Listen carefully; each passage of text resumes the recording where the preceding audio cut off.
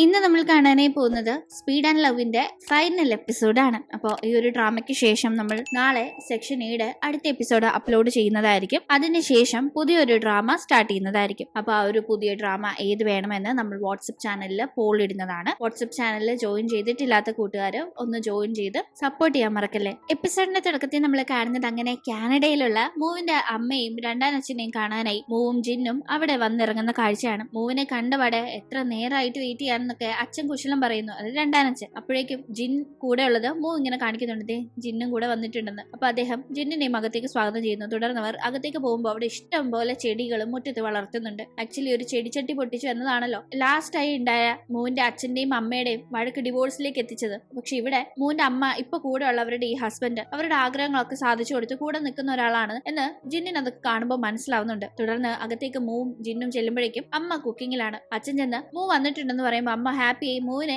വിളിക്കാനേ ഒരുങ്ങുമ്പോഴേക്കും ജിന്നും കൂടെ ഉണ്ടെന്ന് അദ്ദേഹം പറയുമ്പോൾ അമ്മയുടെ മുഖം വാടുന്നുണ്ട്. മൂ അപ്പോഴേക്കും അമ്മയുടെ അടുത്തേക്ക് എത്തുമ്പോൾ അമ്മ മൂവിനോട് സംസാരിക്കുന്ന ടീം അമ്മ ജിന്നും കൂടെ വന്നിട്ടുണ്ടെന്ന് അവൾ പറയുമ്പോൾ വാന്ന് ജിന്നിന് വലിയ താല്പര്യമില്ലാത്ത കണക്ക് അവർ അകത്തേക്ക് വിളിക്കുന്നുണ്ട്. തുടർന്ന് ഇവരെല്ലാം ഫുഡ് കഴിക്കാനേ ഇരിക്കുമ്പോൾ അമ്മ ഭയങ്കരമായി മൂവിനോട് ഓരോന്ന് പറഞ്ഞുകൊണ്ടിരിക്കുകയാണ്. ജിന്നിനെ മൈൻഡ് പോലും ചെയ്യുന്നില്ല. ജിന്ന ടീം അങ്ങോട്ട് ഒരു കോൺവെർസേഷൻ സ്റ്റാർട്ട് ചെയ്യാനായി നോക്കുന്നുണ്ടെങ്കിൽ അപ്പോഴും അവൻ പറയുന്നൊക്കെ ഇഗ്നോർ ചെയ്ത് വിടാണ്. ജിന്നിന് ഇച്ചിരി സങ്കടമായ കണക്ക് തോന്നുന്ന മൂ അവന്റെ കൈ പിടിച്ച് സമാധാനിപ്പിക്കുന്നു. ഈ സമയത്താണ് നമ്മൾ ഒരു ഫ്ലാഷ് ബാക്ക് കാണുന്നത്. ആക്ച്വലി ഇങ്ങോട്ട് ഫ്ലൈറ്റിൽ വരുന്ന ടൈമേ മൂ ജിന്നിനോട് പറഞ്ഞിരുന്നു അമ്മ എന്തേലും ഇഗ്നോർ ചെയ്യുന്ന രീതിയിലൊക്കെ പെരുമാറിയാല് അത് ഉള്ളിലേക്ക് എടുത്ത് വിഷമിക്കരുതെന്ന്. അതൊന്നും സാരില്ല, എല്ലാം അറിഞ്ഞുകൊണ്ട് തന്നെയല്ലേ ഞാൻ നിന്റെ കൂടെ വരുന്നതെന്ന് അവൻ അവളോട് മറുപടിയും കൊടുത്തിരുന്നു. അങ്ങനെ പിന്നീട് അവിടെ ഇരുന്ന് സംസാരിക്കുന്ന ടീം മൂവിന്റെ താമസ സ്ഥലത്തെ കാര്യങ്ങളൊക്കെ അമ്മ തിരക്കുമ്പോൾ മൂ ഇപ്പൊ എന്റെ കൂടെ താമസിക്കുന്നെന്ന് ജിൻ അവിടെ റിവീൽ ചെയ്യുന്നുണ്ട്. അത് കേൾക്കുന്ന മൂവിന്റെ അമ്മ ഒന്നും മിണ്ടുന്നില്ല. അങ്ങനെ ഡിന്നറിന് ശേഷം ഈ മാരേജ് പ്രപ്പോസല് പേരൻസിന്റെ മുന്നിൽ പ്രസന്റ് ചെയ്യുമ്പോൾ കുറച്ച് ഗിഫ്റ്റ്സ് ഒക്കെ കൊടുത്ത് ആ ഒരു ട്രഡീഷൻ അങ്ങനെ ഫോളോ ചെയ്താണ് ചൈനയിലൊക്കെ ആൾക്കാർ മാരേജ് പ്രപ്പോസല് കമ്മ്യൂണിക്കേറ്റ് ചെയ്യുന്നത്. അപ്പൊ അതേ രീതിയിൽ ചെയ്യാനായി ഗിഫ്റ്റ്സ് ഒക്കെ ജിൻ അറേഞ്ച് ചെയ്ത് കൊണ്ടുവന്നിട്ടുണ്ടായിരുന്നു. അവൻ ഇതിനെപ്പറ്റി അങ്ങനെ അറിയില്ലെങ്കിലും ഫ്രണ്ട്സിനോടൊക്കെ ചോദിച്ച് സെറ്റ് ചെയ്ത് കൊണ്ടുവന്നാണ്. അതുമായി അവൻ നേരെ മൂവിന്റെ അമ്മയും സ്റ്റെപ്പ് ഫാദറും ഇരിക്കുന്ന സ്ഥലത്തേക്ക് ചെന്ന് അവന് മൂവിനോടുള്ള താല്പര്യത്തെ പറ്റി പറഞ്ഞ മാരേജ് പ്രപ്പോസൽ അവിടെ അവതരിപ്പിക്കുന്നുണ്ട്. കുട്ടിക്കാലത്ത് മൂവിനെ താൻ വളരെ കെയറോടുകൂടി നോക്കിയിരുന്നു. ഇപ്പോ അതിനും അപ്പുറം അവൾ തന്റെ ഗേൾ ഫ്രണ്ടായും എല്ലാവരുടെയും അനുഗ്രഹത്തോടു കൂടി തന്റെ വൈഫായും കൂടെ വേണമെന്നും ആഗ്രഹിക്കുന്നു. എല്ലാവരും അക്സെപ്റ്റ് ചെയ്ത് തങ്ങളെ അനുഗ്രഹിക്കണമെന്ന് പറഞ്ഞ് അവൻ ആ ഒരു ഗിഫ്റ്റ് അവിടെ കാണിച്ച് ശേഷം ഒരു കപ്പ് ടീ അമ്മയ്ക്ക് നൽകുന്നുണ്ട്. ആക്ച്വലി ഈ ടീ വാങ്ങി അമ്മ കുടിച്ചാൽ ഇവന്റെ പ്രപ്പോസൽ അക്സെപ്റ്റ് ചെയ്തു എന്നാണ് അതിന്റെ അർത്ഥം. പക്ഷെ അമ്മയായിട്ട് ഇതെല്ലാം കേട്ട് ഭയങ്കര ഷോക്കായി ഒരു ഇമോഷണൽ ആയ രീതിയിൽ അവിടെ ഇരിക്കുകയാണ്. മൂവും ഇത് മാറി നിന്ന് കാണുന്നുണ്ടായിരുന്നു. അവൾ അങ്ങോട്ടേക്ക് എത്തി അമ്മ എന്ന് വിളിക്കുമ്പോഴേക്കും അവർ എഴുന്നേറ്റ് ജിന്നിന്റെ കയ്യിൽ നിന്ന് ആ ഒരു കപ്പ് വാങ്ങുന്നുണ്ടെങ്കിലും അതിലെ ടീ കുടിക്കാതെ അത് താത്തു വെച്ചിട്ട് വലിയ യാത്ര കഴിഞ്ഞു വന്നതല്ലേ ക്ഷീണം കാണും പോയി കിടന്ന് ഉറങ്ങാനായി പറഞ്ഞ് അകത്തേക്ക് കയറി പോകുമ്പോൾ മൂവും ജിന്നും ഭയങ്കര സങ്കടത്തിൽ നിൽക്കുകയാണ്. കാരണം അവരത് അക്സെപ്റ്റ് ചെയ്തില്ലല്ലോ. വാങ്ങി കുടിക്കണം എന്നാലാണ് അക്സെപ്റ്റ് ചെയ്തു എന്നതിന് അർത്ഥം. ഇത് കാണുന്ന ആ സ്റ്റെപ്പ് ഫാദർ ആട്ടെ നമുക്ക് ഫോഴ്സ് ചെയ്ത് ഒരു ഡിസിഷൻ എടുപ്പിക്കാൻ കഴിയില്ലല്ലോ, കുറച്ച് ടൈം കൊടുക്ക്,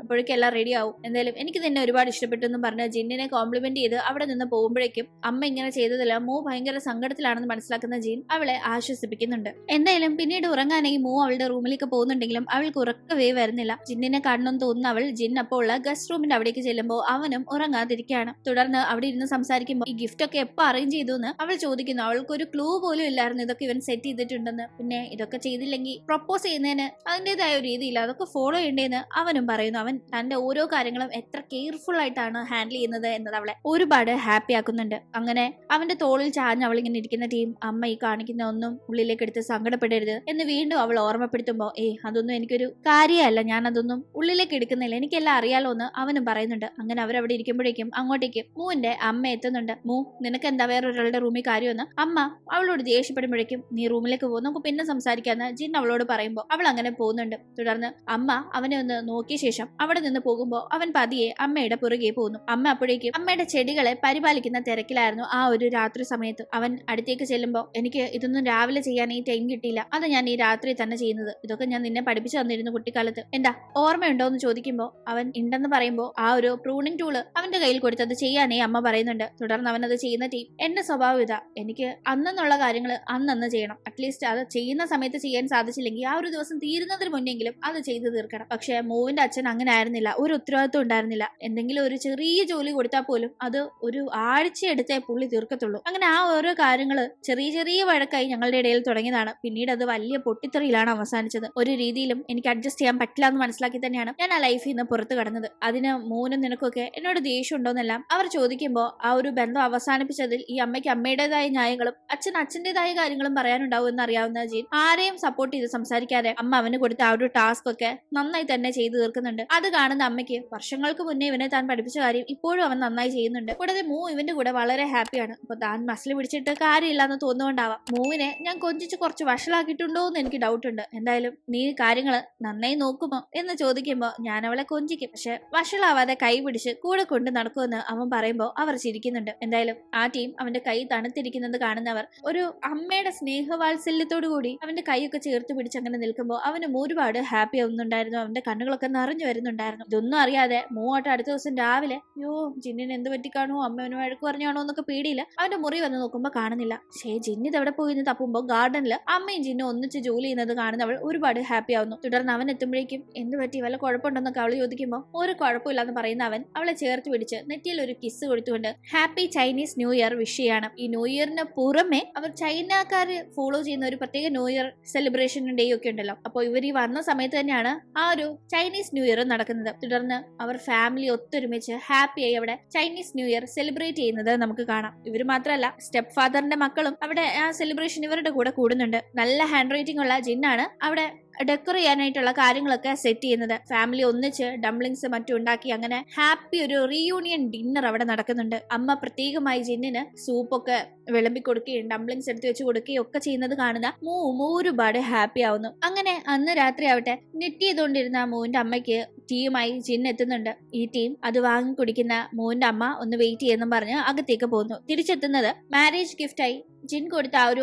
കാശും ഒക്കെ ആയിട്ടാണ്. അത് തിരിച്ച് ജിന്നിനെ ഏൽപ്പിക്കാൻ നോക്കുന്നുണ്ട്. നീ ലൈഫിൽ ഒരുപാട് സ്ട്രഗിൾ ചെയ്തതാണ്, നിന്റെ ഈ സമ്പാദ്യം നീ തന്നെ സൂക്ഷിച്ചു വെച്ചോ, എനിക്കതിൽ സന്തോഷമുള്ളെന്ന്. പക്ഷെ അത് വേണ്ട, ഞാൻ ഒരു ടോക്കൺ ഓഫ് ലവ് ആയി തന്നതാണ്, അതെനിക്ക് തിരിച്ചു വാങ്ങാൻ താല്പര്യമില്ലെന്ന് അവൻ പറയുന്നുണ്ട്. സാധാരണ ഇതുപോലെ ഒരു ചെറുക്കന്റെ കല്യാണം ആകുമ്പോൾ അച്ഛനും അമ്മയും ഒക്കെ ഫിനാൻഷ്യലി ഹെൽപ്പ് ചെയ്യുമല്ലോ, പക്ഷെ അങ്ങനെ ഒരു പേരന്റൽ സപ്പോർട്ട് ജിന്നിനില്ല. അവൻ ഒരുപാട് ഫിനാൻഷ്യൽ പ്രഷർ ഒക്കെ ഫേസ് ചെയ്തിട്ടുണ്ടെന്ന് അറിയാവുന്നതുകൊണ്ടാണ് മോന്റെ അമ്മ അത് പറയുന്നെങ്കിലും ജിൻ അത് വാങ്ങാൻ തയ്യാറാവുന്നില്ല. അവൻ എല്ലാം ഡീൽ ചെയ്യും എന്ന് മനസ്സിലാക്കുന്നവർ ശരിയെന്ന് സന്തോഷത്തോടെ സമ്മതിക്കുന്നു. അങ്ങനെ അവർ ഇവിടുത്തെ കാര്യങ്ങളൊക്കെ കഴിഞ്ഞ് എയർപോർട്ടിലേക്ക് പോകാൻ ലഗേജ് ഒക്കെ എടുത്ത് കാറിൽ വെക്കുമ്പോൾ സ്റ്റെപ്പ് ഫാദർ എത്തി ജിന്നിനെ ഒരു ബാഗ് ഏൽപ്പിക്കുന്നുണ്ട്. ഇത് മോന്റെ അമ്മ തന്നതാണ്, നിനക്കുള്ള ഗിഫ്റ്റ് ആണെന്ന് പറഞ്ഞ് അത് കൊടുത്ത ശേഷം അവനെ അദ്ദേഹം ഹാപ്പിയായി ഓരോ കാര്യങ്ങൾ സംസാരിച്ച് നിൽക്കുമ്പോഴേക്കും മൂവിന്റെ അമ്മയും എത്തുന്നുണ്ട്. മൂവിന്റെ കൈ പിടിച്ച് ജിന്നിനെ ഏൽപ്പിക്കുന്ന അമ്മ മൂവിനോട് നീ നന്നായി ജോലി ചെയ്യണം, നല്ലതായിട്ട് ലൈഫ് മുന്നോട്ട് കൊണ്ടുവരണം എന്ന് പറയുന്ന കൂട്ടത്തിൽ ജിന്നിനോട് അവന്റെ ഹെൽത്ത് അവൻ നന്നായി നോക്കണം, എങ്കിൽ മാത്രമേ അവന് മൂവിനെ നന്നായി നോക്കാൻ പറ്റുമെന്ന കാര്യങ്ങളൊക്കെ ഓർമ്മപ്പെടുത്തുന്നു. കൂടാതെ അവർ നന്നായി ജീവിക്കണം, എന്നും ഹാപ്പി ആയിട്ടുണ്ടാവണമെന്ന് അവർ മനസ്സറിഞ്ഞ് ആശംസിക്കുകയും ചെയ്യുന്നുണ്ട്. തുടർന്ന് അവർ അങ്ങനെ യാത്ര പറഞ്ഞു പോവാണ്. അങ്ങനെ എയർപോർട്ടിൽ ഇരിക്കുന്ന ടീം ജിൻമോന്റെ അമ്മ ഗിഫ്റ്റ് ചെയ്ത ആ ഒരു ബാഗ് ഓപ്പൺ ചെയ്യുമ്പോൾ അതിലൊരു സ്കാർഫ് ആണുള്ളത്. കൂടാതെ അതിലൊരു കുറിപ്പും ഉണ്ടായിരുന്നു. 18 വർഷങ്ങൾക്ക് ശേഷം അതങ്ങനെ നിന്റെ കയ്യിൽ എത്താണ്. എന്റെ മൂ നിന്റെ കൂടെ ഹാപ്പിയായും സേഫായും ഉണ്ടാവുമെന്നും എനിക്ക് ഉറപ്പുണ്ട്. നിങ്ങൾ സന്തോഷമായി ജീവിക്കണം, എല്ലാവിധ അനുഗ്രഹങ്ങളുണ്ട് എന്ന കുറിപ്പും അതിനോടൊപ്പം ഉണ്ടായിരുന്നു. ഈ സമയത്താണ് നമ്മളൊരു ഫ്ലാഷ് ബാക്ക് കാണുന്നത്. ആക്ച്വലി മൂവിന്റെ അച്ഛനുമായി അമ്മയ്ക്ക് ഒരുപാട് പ്രശ്നങ്ങൾ ഉണ്ടായിരുന്നല്ലോ. അതിന്റെ ഇടയിൽ ജിന്നിനെ ഇങ്ങനെ ദത്തെടുത്തോണ്ട് വന്ന ഒന്നും തന്നെ അമ്മയ്ക്ക് ഇഷ്ടപ്പെട്ടിട്ടുണ്ടായിരുന്നില്ല. സത്യത്തിൽ അച്ഛനോടുള്ള ഇഷ്ടക്കേട് അമ്മ ജിന്നിനോട് കാട്ടുകയായിരുന്നു എന്നും പറയാം. അതിനിടയിൽ അമ്മ ഈ നിറ്റ് ചെയ്യാറുണ്ടായിരുന്നു. തണുപ്പ് കാലത്ത് മൂവിന് സ്കാർഫ് ഒക്കെ നിറ്റ് ചെയ്ത് കൊടുത്ത അമ്മ ജിന്നിന് വേണ്ടി ഒരു സ്കാർഫ് നിറ്റ് ചെയ്തിരുന്നു. അവനോട് പുറമേ ദേഷ്യം കാണിക്കുമെങ്കിലും അമ്മയ്ക്കുള്ളിൽ സ്നേഹമൊക്കെ ആയിരുന്നു. അതുകൊണ്ട് അവന് വേണ്ടി ഒരു സ്കാർഫ് അമ്മ നിറ്റ് ചെയ്തെങ്കിലും അതിന്റെ ഇടയിലാണ് അച്ഛനും അമ്മയും തമ്മിൽ നടക്കാറുണ്ടായിരുന്ന വഴക്ക് അതിന് ലിമിറ്റ് വിട്ട് വലിയ വഴക്കായി മാറി അത് അവരുടെ ഡിവോഴ്സിലേക്ക് എത്തിച്ചത്. അതുകൊണ്ട് തന്നെ അന്ന് അവന് വേണ്ടി തയ്യാറാക്കിയ സ്കാർഫ് പിന്നീട് അമ്മയ്ക്ക് കൊടുക്കാനായി സാധിച്ചിട്ടുണ്ടായിരുന്നില്ല. ആ സ്കാർഫാണ് ഇപ്പൊ അമ്മ അവന് വേണ്ടി ഗിഫ്റ്റ് ചെയ്തിരിക്കുന്നത്. 3 വർഷം അവന് കൊടുക്കാനായി തന്നെ അമ്മ അത് കാത്തു വെച്ചിരിക്കുകയായിരുന്നു. എന്തായാലും അമ്മയ്ക്ക് അന്നും ഇന്നും എന്നും തന്നോട് സ്നേഹം മാത്രമാണുള്ളത്. പക്ഷെ സാഹചര്യങ്ങൾ അത് പ്രകടിപ്പിക്കാനായി അനുവദിച്ചിരുന്നില്ല എന്ന് മനസ്സിലാക്കുന്ന അവൻ എന്തായാലും ഒരുപാട് ഇപ്പോ ഹാപ്പി ആവുന്നുണ്ട്, ഇമോഷണൽ ആവുന്നുണ്ട്. അപ്പോഴേക്കും മൂ കോഫി ഒക്കെ വാങ്ങി അങ്ങോട്ടേക്ക് എത്തുന്നുണ്ട്. ഈ ഒരു ടൈം നിന്റെ ആ കീ ചെയിൻ ഇപ്പൊ ഇത്രയും വർഷങ്ങൾ കഴിഞ്ഞ് ഒരു പഴഞ്ച ടൈമിലേക്ക് കീറാൻ തുടങ്ങിയില്ല, അതുകൊണ്ട് ഞാൻ വേറൊരു കീ ചെയിൻ കൊണ്ടുവന്നിട്ടുണ്ട്, ഗിഫ്റ്റ് ആണെന്നും പറഞ്ഞ് അവനത് അവൾക്ക് കൊടുക്കുമ്പോൾ ആ ഒരു കീ ചെയിനിൽ ഒരു റിംഗ് കോർത്തിട്ടിരിക്കുന്നത് കണ്ടവൾ അവനെ ഞെട്ടലോടെ നോക്കുമ്പോഴേക്കും വിൽ യു മാരി മീ എന്ന് അവൻ അവളെ പ്രപ്പോസ് ചെയ്യാണ്. അത് കേട്ടപാടെ മൂവിന്റെ ജാട കുറച്ച് നേരത്തെയായി പോയോന്നൊരു ഡൗട്ട് ഉണ്ടെന്നെല്ലാം അവൾ പറയുമ്പോൾ നേരത്തെയോ ഒന്ന് ആലോചിച്ച് നോക്കിയേ. കുട്ടിക്കാലത്ത് നമ്മുടെ താല്പര്യങ്ങൾക്ക് അതീതമായി നമുക്ക് പിരിയേണ്ടി വന്നു. അതിനുശേഷം നിനക്ക് 20 വയസ്സുള്ളപ്പോഴാണ് നീ എന്റെ അടുത്ത് എത്തുന്നത്. ഇപ്പൊ നിനക്ക് 28 വയസ്സ്, എത്ര വർഷങ്ങൾ കടന്നുപോയി എന്നിങ്ങനെ അവൻ ഓർമ്മപ്പെടുത്തുമ്പോഴേക്കും അവൾ അപ്പോഴും ജാട ഇട്ടിരിക്കുന്നത് കണ്ട് ശരി നിനക്ക് ആലോചിച്ച് താല്പര്യമുള്ളപ്പോ ഒരു എസ് പറഞ്ഞാൽ മതി എന്ന് പറഞ്ഞ് അവൻ ഇരിക്കുമ്പോഴേക്കും അതിന്റെ ആവശ്യമില്ല, ഇത് കേൾക്കാനല്ലേ ഞാൻ കാത്തിരുന്നെന്ന് പറഞ്ഞ് അവൾ ഒരൊറ്റ കെട്ടിപ്പിടുത്തമായിരുന്നു. അങ്ങനെ ലവേഴ്സിൽ നിന്ന് മാരേജിലേക്ക് അവരുടെ ദൂരം ദൂരം കുറഞ്ഞുകൊണ്ടേയിരിക്കുകയാണ്. അതിന്റെ ഭാഗമായി പിന്നീട് അവരും ഫ്രണ്ട്സും ഒരു ബാച്ചിലറേറ്റ് പാർട്ടി നടത്തുന്നതാണ് നമ്മൾ കാണുന്നത്. ജിന്നിന്റെ സൈഡിൽ നിന്ന് ലിന്നും ഫെങ്സിയും സാൻലിയും ഒക്കെ ഉണ്ട്.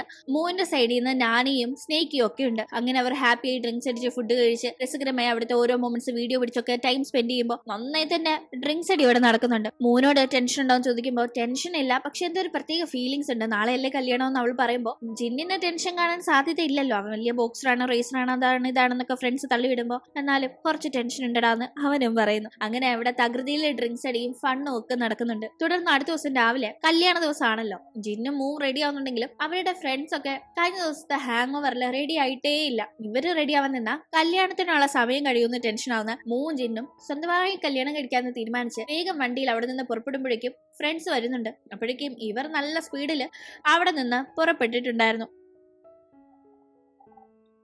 ഈ ഒരു ടീം കല്യാണത്തിന്റെ വോവ്സ് എല്ലാം അവർ പരസ്പരം ഷെയർ ചെയ്യുന്നുണ്ട്. ഇത്രയും നാൾ ഒരു പേടിയില്ലാതെ ഈ വേൾഡ് ഒറ്റയ്ക്ക് നാവിഗേറ്റ് ചെയ്തിരുന്ന താൻ ഇപ്പോ തന്റെ നാവിഗേറ്ററായി കൂടെ തന്റെ ബാല്യകാല സുഹൃത്തും തന്റെ പ്രണയിനിയും ഒക്കെ ആയ മൂവിനെ കൂടെ കൂട്ടിയിരിക്കുന്നു. ഇനി തങ്ങൾ ഒന്നിച്ച് മുന്നോട്ട് പോകും. തങ്ങളുടെ ഒരേ ഒരു ഡെസ്റ്റിനേഷൻ ഇനി വീടെന്ന തങ്ങളുടെ ഒന്നിച്ചുള്ള ആ ഒരു കുഞ്ഞു സ്വർഗ്ഗമായിരിക്കും എന്നൊക്കെ അവർ മനസ്സിൽ ഉറപ്പിച്ചങ്ങനെ ഹാപ്പി ആയി പോകുന്നിടത്ത് ഈ ഒരു കഥ ഇവിടെ അവസാനിക്കുകയാണ്. മൂവും ജിന്നും അവരുടെ ലൈഫിൽ അനുഭവിച്ച ഒരുപാട് സ്ട്രഗിളിന് ശേഷം അങ്ങനെ ഹാപ്പിയായി ഒന്നിച്ചിരിക്കുന്നിടത്ത് ഈ കഥ അവസാനിക്കുമ്പോൾ കൂട്ടുകാർക്ക് വീഡിയോ ഇഷ്ടമായാൽ മറക്കാതെ ലൈക്ക് ചെയ്തും ഷെയർ ചെയ്തും സബ്സ്ക്രൈബ് ചെയ്തും സപ്പോർട്ട് ചെയ്യണേ. വീണ്ടും പുതിയൊരു കഥയുമായി കണ്ടുമുട്ടും വരെ ബൈ.